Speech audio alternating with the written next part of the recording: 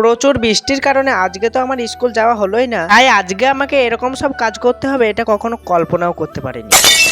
হ্যাঁ হ্যাঁ, চলো গল্পটা তোমাদেরকে শুরু থেকে শোনাই। সারা রাত কারেন্ট না থাকার কারণে রাতে তো ঘুম হলোই না, তাই সকাল সকাল ঘুম থেকে উঠে রেডি হচ্ছিলাম স্কুল যাওয়ার জন্য। আর এমন সময় বৃষ্টি কাকু এসে আমার স্কুল যাওয়ার পরিকল্পনা তো নষ্টই করে দিল।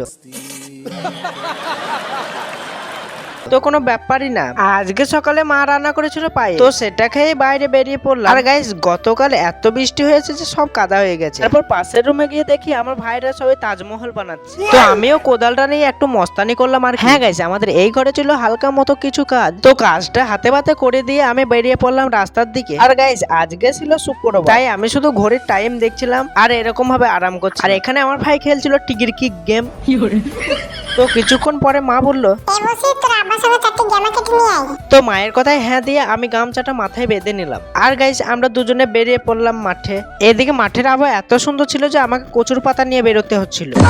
হ্যাঁ গাইস, গল্প করতে করতে চলে আসলাম মাঠে। আর মাঠে এসে দেখি ও মাই গড, হ্যাঁ গাইস, মাঠে এত পানি জমেছে যে মাছ চাষ করলে মাছের চাষ ভালোই হবে। তো যাই হোক, আমাদের গ্যামা কাটা হয়ে গেলে আমরা সেটা বাড়ি নিয়ে চলে আসলাম।